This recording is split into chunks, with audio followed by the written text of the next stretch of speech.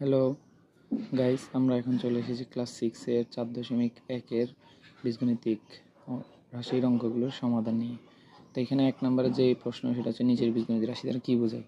তো 1 নম্বর হচ্ছে 9x, এক্সের 9 গুণ। তো এক্সের 9 গুণ মানে হচ্ছে এক্সের সাথে 9 গুণ। আমরা যে কোনো সংখ্যার সাথে যদি কোনো অক্ষরের সাথে সংখ্যা যদি পাশাপাশি এভাবে দেখি, তাহলে সেটাকে আমরা গুণ আকারে ধরে নিব।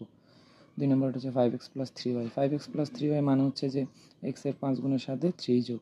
3 নম্বরটা 3a + 4b, a এর 3 গুণের সাথে b এর 4 গুণের যোগ।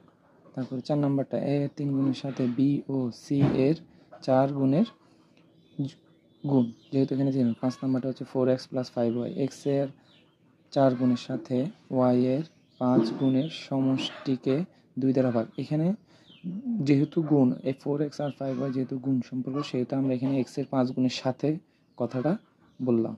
6 নম্বরটা হচ্ছে 7x - 3y। এখানে x এর 7 গুণ থেকে y এর 3 গুণের বিয়োগ, আর বিয়োগফলের সাথে বিয়োগফলকে আমরা 4 দ্বারা ভাগ করব।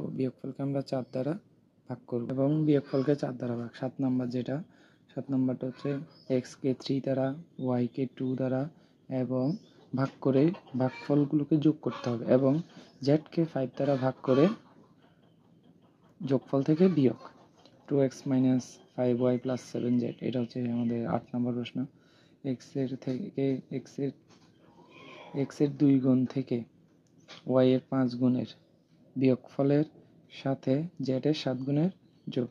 9 নম্বরটা হচ্ছে 2/3 x + y + z, একদম ইজি।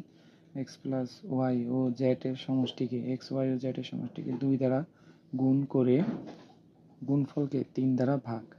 আর 10 নম্বর যেটি শেষ প্রশ্ন, ac - bx/7, এখানে হবে a ও c এর গুণফল থেকে b ও x এর গুণফলের বিয়োগফলকে 7 দ্বারা